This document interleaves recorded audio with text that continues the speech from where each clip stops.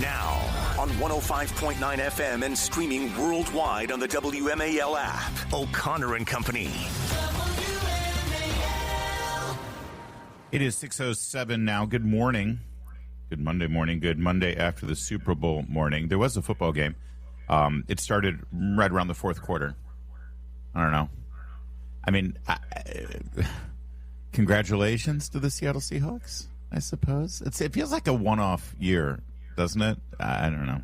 Well, anybody but the Eagles.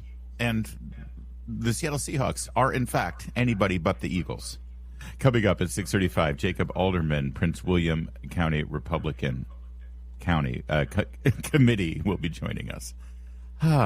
Prince William County Republican Committee will be joining us. That Jacob Alderman at 6:35, 7:05 Joe DeGeneva, 7:35 Knox Williams with the American Suppressor Association, and then at 8:05 Virginia Delegate Ren Williams, 8:35 Tim Burt talking about the ads yesterday. It's Beverly Hallberg joining us this morning. Good morning, Beverly. Welcome back. Good morning. It's great to be back. Virginia. Goodness knows, Virginia is under new leadership, let's just say, and the promised redistricting maps have been released, voted on, and now signed into law in terms of a Commonwealth-wide referendum that needs to approve this. If these maps are approved by the voters of Virginia, it would effectively make Republicans, assuming the election this midterm goes the way people think it will and the way these maps have been drawn based on computer models, by the way, all under the direction of Eric Holder's gerrymandering public action committee that is specifically designed and raises money to do this state by state on behalf of Democrats, to gerrymander for Democrats. They drew the California maps as well, and now they drew the Virginia maps. Those maps have been officially put forth now to the people. It was late Thursday when it was released. It wasn't until midday Friday where the absurdity of these maps were really sort of highlighted. This is after Abigail Spanberger signed this. Also, by the way, the priorities for her first signing day had to do with a constitutional amendment making abortion a God-given right for every Virginia woman right up until the moment of birth. And number two, the redistricting. I missed the affordability part of her day one focus, which I was told she would have, but that's okay. Here's Louise Lucas announcing the new maps. She's basically the most powerful person in Virginia politics right now, your Senate president, and she's a bit of a clown. Cut 5. Good morning. Look, Donald Trump knows he's going to lose the midterms. He knows it. That's why he's started this mess in the first place. I try to tell you all that. First he calls Texas, give me more seats. Then that's not enough. So he calls North Carolina, Missouri, Ohio. I need more. Today we are leveling the playing field. These are not ordinary times, and Virginia will not sit on the sidelines while it happens. We made a promise to level the playing field, and today we're keeping our promise. There you go. We're keeping our promise to the Democrat National Committee and to Chuck Schumer and Hakeem Jeffries. We're keeping our promise to national Democrats, and we're disenfranchising almost half of the state of Virginia in so doing. The redistricting map and the way the districts are laid out is ridiculous. But as Charles Cook from National Review points out, you got to hand it to her. You got to hand it to the Democrats. You know, when you're redistricting and you're doing this gerrymandering, it is hardball politics, Beverly. And Republicans should not have started to play this game if they weren't willing to take off the gloves and fight to the death. This is how you have to do it. You have to be shameless. You have to be like Louise Lucas and just say, screw it, we're going to do this. And we don't care about the voters of our state because we've got, a house to win and we've got a gavel that we have to put in the hands of Hakeem Jeffries. And when you don't care about how shameless you are, it's amazing what you can get away with in politics. And they're saying it out loud. There is no quiet part anymore. They're making it very clear what they're doing. And I want to point out the redistricting, the map. Think about this. If you live in Arlington, you will be represented by somebody who also has to represent Shenandoah, different places. So if you want to have access to your congressman, You have to drive further to be able to meet with them. This makes it worse for the people who live there, because if you care about your congressman representing you, the access is going to be decreased immensely. So none of this has to do with representing the people of your district well. It's purely about votes. In fact, 5 congressional districts all terminate inside the Beltway in Northern Virginia. You can actually, I think it was Ben Dominich who pointed out, you can drive from the Woodrow Wilson Bridge in Alexandria, Old Town, on the Beltway and drive all the way to Tyson's Corner, and you can pass through 5 different congressional districts.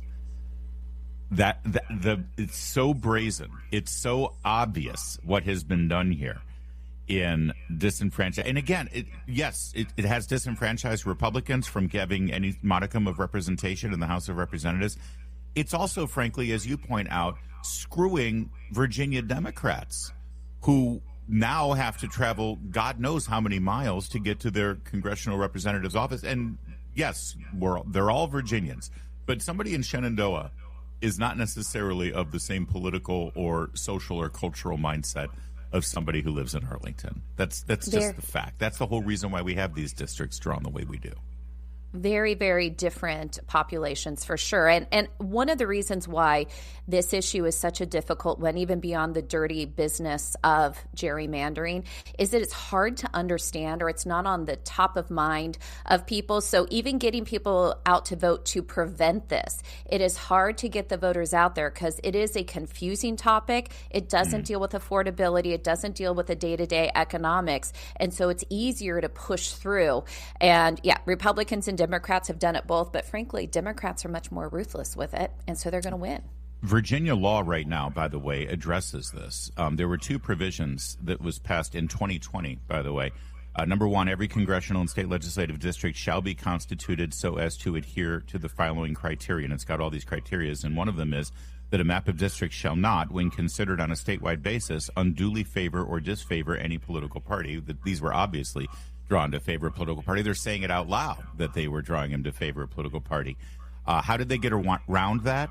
They inserted a line in this year's budget, the 2026 budget law, that said that the provisions of the Code of Virginia having to do with redistricting shall not be applicable to any congressional district established by the General Assembly between January 1st, 2025 through October 31st, 2030. So in other words, when they passed their budget plan, they threw in one line that said, hey, the current law doesn't apply to us for the next 5 years. And they got away with it. This is how they operate. Yeah. Is Spanberger worse than you thought she would be? Yes. Well, I thought she would be like this. I thought that she would be a little more politically deft at not being so obvious and so blatant. But you know what? Here's the funny thing about a Democrat: when they know that the media isn't going to call them out on it, that they know that the media has already loves them and already gave them a red carpet right into the governor's mansion, and continue to beat the drum saying, oh, she's a moderate, she's a reasonable moderate. When you know the media is going to do all that heavy work for you, it makes you pretty shameless, doesn't it? Yeah, it definitely is shameless. And like I was saying earlier, they're saying the quiet part out loud. They're not hiding it. They're making it very clear what the goal is. This is about votes. And Virginia, you have a long few years ahead of you. Yeah, you do. In fact, I feel like this whole show for the last couple of weeks has been giving you a laundry list of the taxes and the various ridiculous provisions the Democrats are pushing through. So it might get tedious after a while. But here's your latest. HB 126 was just passed in the House. It gives criminal convicts access to a lawyer for any reason, day or night, weekends, 24/7. You're convicted of a crime. You're in jail. You're in prison. You now have free legal counsel for any issue, 24/7. It's a hotline to a lawyer. Virginia law-abiding citizens don't get that. They just passed that, and they're subsidizing legal representation for convicted criminals. Yeah, obviously it makes sense to have a public defender during trial. Right. But this, like you said, is a hotline. Can I have a lawyer on call that taxpayers pay for? I'd like that. Yeah. That'd be great. And who's going to pay for it? Well, the taxpayers will pay for it. This is obviously a gift to trial lawyers and the Trial Lawyer Association. They'll get rich off of this. by representing convicts. And meanwhile, the victims of these crimes, no, they don't get a lawyer. That's Democrats for you. All right, coming up in just 60 seconds, Wes Moore wants his own redistricting, gerrymandering little gift under the Christmas tree, and we'll tell you how he's doing, explaining himself in a moment. It's 6:15. Meanwhile, over in Maryland, they're also trying to disenfranchise the sole lone remaining Republican district, Andy Harris's district. Right now, the district is drawn, and it sort of makes sense. By the way, this all comes after judges 2 election cycles ago redrew the maps because they were so horrific. They're still pretty bad, but they were so bad a couple of cycles ago, that judges went in and redrew the maps, and they ensured that the first district is basically on the eastern side of the Chesapeake Bay, and it's contiguous, and it heads north to south in the border of Maryland, all the way up to the northernmost border that joins the border with Pennsylvania to the north and Delaware to the east, and it ends on the western side with the Chesapeake Bay. The new map will stop about 2/3 of the way up the state of Maryland, and then instead of going all the way up to the border of Pennsylvania, it hops across the Chesapeake Bay and grabs some more territory up there right near D.C., Prince George's County, into Anne Arundel County. That's quite a little trick there, isn't it? That the new district for Maryland's first will have to hop across the bay instead of just being contiguous. So when confronted with these new maps on CNN by Dana Bash, Wes Moore made the claim that the old map was gerrymandered. This one's more reasonable. Take a listen. You are pushing hard to redraw Maryland's congressional map to further benefit Democrats. And what that means is eliminating the only Republican-held seat that exists right now. The map as it stands is already really gerrymandered, done before you got there. How is it good for democracy to pursue a map that makes your state even less representative? Well, actually, the map that the Maryland House passed would actually make 6 of the 8 congressional districts more competitive than less. And frankly, one of the most gerrymandered seats inside of the state of Maryland is actually the Republican seat. Again, Republicans can take a lesson here. You need to be able to stare right into that camera and lie your face off and make it sell. Wes Moore is damn good at it. Gavin Newsom is damn good at it. And if Republicans aren't willing to play this game and actually have a conscience, then they should get out of politics. And that's a question I have is where does this end, or how do you fight this? Because part of the fight that Republicans have had is let's play their game, but they're just not playing it as well, because the reality is if you want to play this game to win, you have to lie. You have to be shameless. You have to claim that you're doing one thing when you're doing the other. I don't think that's the tactic Republicans should take, but I'm not sure how you fight this when it's happening in so many different places. And it reminds me what Democrats were claiming was happening in the last election, where democracy is dying in the darkness. Right. This is how democracy dies, with gerrymandering. They're able. Well, first of all, again, Wes Moore claims, "Oh no, we're just trying to make it fair. In fact, we're making it more fair than it was before. It was way gerrymandered," which is just a lie. I mean, I'm sorry. The district hops across the Chesapeake Bay. There's nothing contiguous about it. But again, where was Dana Bash to actually call the governor out on that? So you have that tact. Or the other tact is you do what Gavin Newsom does. You do what Louise Lucas in Richmond does, and then say, well, listen, this is about Trump. We hate Trump. We want to impeach Trump, and the only way we impeach Trump is if we get a majority in the House. So we're going to sacrifice voters in our own state and kill their representation. And screw you. What are you going to do about it, Republicans in Virginia? You just lost. Ha, ha, ha. And that's how you do it. And we don't have the guts to do it. Now, you just said you don't think Republicans should play that game. Well, here's the thing. As a Republican, I'm pretty sick of unilateral disarmament. I'm sick of, taking the high ground, because that high ground oftentimes exists on the sidelines. Look at us. We have the high ground. We have the integrity, but we're not actually playing the game. We're not actually in it. At least Democrats know that they're in a hardball, bare-fisted, fight to the death political game here. And the only way you win that game is to attain power. I wish Republicans didn't have to play that game, but if they don't, they're on the sidelines.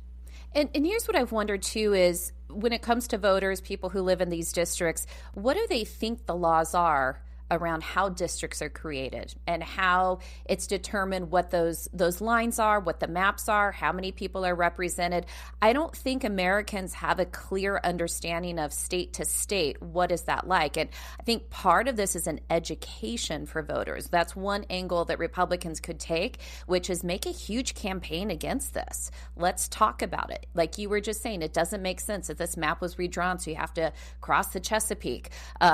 These should be contiguous. Yeah. It should represent the people there. And so I think you start with information. I'm not saying that changes it for this upcoming election. I hear what you're saying. But I think this is a long battle. Well, again, you take the power where you've got a Florida better come in with their redistricting and just be ruthless. They should. I'm sorry, that's just how they have to do this at this point, since this is how the game is played. And meanwhile, in Virginia and Maryland, it would be great if anybody from the Republican side could make this case and make it at a national level and actually move the needle a little bit on these issues. I haven't seen those Republicans in either state step up and show themselves. It's 624. All right, coming up at 6:30, we'll speak with Jacob Alderman, chairman of the Prince William County Republican Committee. Keep it here. 6:36 on O'Connor Company this Monday morning. Thanks for tuning in. Coming up at 7:05, Joe DeGeneva. You're going to want to hear that. It's Larry O'Connor with Beverly Hallberg. Beverly, look who's here. It's Jacob Alderman. He's chairman of the Prince William County Republican Committee. Here I was saying, where are the Republicans of Virginia to step up and make a national voice against this ridiculous redistricting? And, well, maybe it's Jacob. It's like saying Beetlejuice 3 times and Jacob Alderman shows up. Mr. Alderman, thanks for joining us. Thank you so much for having me. Listen, I know that you've got plenty of opinions about what's going on with the redistricting maps out of Richmond, but you've got your own set of problems there within Prince William County and the Democrats. What's going on here with regard to the Woodbridge District? So it's funny. What we're seeing in Prince William County is a textbook example of Democrats dealing with the consequences of their own radical policies when it comes to secure and fair elections. So we have a special election for Woodbridge supervisor to replace an outgoing supervisor who just ran for delegate. And the Republicans, we've done our job. We nominated Jeannie LaCroix. She's a local businesswoman and a longtime community member. Well, the Democrats this past weekend held a firehouse primary with 2 candidates. One was the outgoing supervisor's chief of staff, backed by the full Democrat machine. The other was a far-left candidate who ran on cutting off cooperation with ICE. Their early count came back and had that far-left candidate winning by just a couple of dozen votes, and then nothing, no certification, no final result, because now the Democrats locally are realizing that there was a pretty high percentage of people who voted who did not live in the district, all because of relaxed laws on letting their voters come in and try to vote. And it turns out that percentage could be more than the margin of victory. So that puts them in a situation now where they have to certify a nominee by tomorrow or end up with no one. But anyone they nominate is going to be illegitimate because of a sloppy primary. And is there any way to do a re-election? Is this what the voters are asking for? Democrats, do they say we want to do this again? I'm assuming at this point, anybody who is certified isn't going to be the trusted person. That's exactly right. Yeah. So feasibly, there is no way for them to do another election because they would have to have it today. And so they're really kind of in between a rock and a hard place here. They either certify one of the nominees under these, kind of ridiculous circumstances and risk getting sued by the other, or again, end up with absolutely no one. And from what I can tell, from what we're seeing from residents online and who are writing in and to the local news, they want another election. They don't think that this is a trusted process. And again, the irony here it only applies to Republicans, apparently, these voter ID laws. So Well, that's the thing. I love this. Oh, voter verification wasn't done properly, said one of the observers. Gee, if only there was a way to verify a voter's identity, sir. Can you come up with some sort of a notion that maybe you could help out your Democrats when they held an election? Yeah, you would think, basic verification, basic voter ID. Again, apparently election integrity only matters when it's inconvenient to Democrats. And I mean, this is why rules matter. This is why the process matters. And if you can't run a clean party primary, you have no business lecturing anyone about democracy or fair maps or anything like that. It's hilarious. Is this going to end up in a court? How does, I mean, I don't know what, honestly, I don't know the rules in Virginia with regard to a party deciding at the local level who their nominee might be. I mean, if they wanted to, they could just go into a room and say, here's who we're choosing, right? The quintessential smoke-filled room. They might annoy their voters, but can they legally do that? So it's interesting. So there's two aspects to this, because you have obviously a charter and a set of bylaws for the party, and then you have state law. As far as the state is concerned, they stay out of these processes. If it's a special election, it's not a state-run primary. The party chairman really could pick anybody and certify either of these two candidates and put them forward. But if that puts them in violation of their own charter, their own set of bylaws, they absolutely are opening themselves up to a lawsuit from the other candidate, from voters who feel that they were, again, not given a legitimate, fair process that was voted on by their party. So what are the deadlines here? When is the special election? The special election is March 10th, Tuesday, March 10th. So they got to resolve this pretty quickly. Yeah, they have to. If they do not have a candidate certified by the close of business tomorrow, they end up with no candidate. And the Republican will win by default at that point. And that's the deadline that they're looking at, is literally getting this resolved. They are going to the Office of Elections today, begging on their hands and knees to please ask the county to step in and resolve this for them. And the county just has no place or ability to step in and resolve this. It's, again, a sloppy process. And this is for the Woodbridge District. And remind us again, what's the current party makeup on the Prince William County Board of Supervisors? So this is for the Woodbridge District. We have 7 districts and then a countywide chairman. Right now it's 6-2, Democrat to Republican. We're doing everything we can to try to kind of turn the tide back in Northern Virginia and swing that back to the right. This will be a fantastic opportunity, regardless of who the Democrats end up putting forward. Again, we nominated Jeannie LaCroix. She's a respected businesswoman in Woodbridge. And so we're going to be doing what we can to kind of try to turn that tide. All right. And by the way, I believe on Saturday, May 2nd, I'll be speaking at the Prince William County Republican Party Reagan-Lincoln dinner, right? You absolutely will. I don't know if you got that memo or not. Yes, we're looking forward to it. There you go. So things are on the uptick there in Prince William County, and I'm looking forward to doing it. If anybody down in Prince William County or in the environs want to come and support the Republican Party of Prince William County and see me at the dinner, make sure you do that. Saturday, May 2nd. I'll see you there. It's 6:43. Beverly, Hallberg, we had an election over the weekend in Japan. You know, they've got that prime minister there who seems to like Donald Trump quite a bit. Remember when they were doing when the president was in Japan, they did a whole thing in front of the military, and she was like hugging him, and she's like a what would they call it? Maja, right? Wait. What would it be? She's very energetic. Yes. You got to buy a vowel, though, to make Japan great again. It would be Majga. It would be I don't know. See, I probably just cursed in Japanese. I probably just said something about, some sort of, they got really weird sort of like adult comic strips and stuff over there. And I probably just cited something like that. I apologize if I did for any of our Japanese language listeners. Anyway, she's pro-Trump. She's anti-immigration. She's very hardline against China and very suspicious of China's plans for the entire Pacific Rim.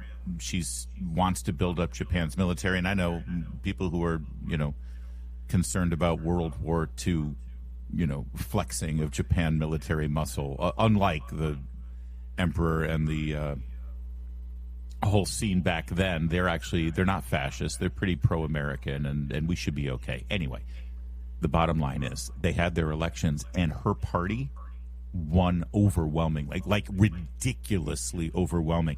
This is a little confusing because over in Japan, the Conservative Party, the pro-Trump party, is referred to as the Liberal Democratic Party, actually. They went from 199 seats in the parliament to 316 seats. I mean, landslide. They control what appears to be over 2/3 of the parliament now.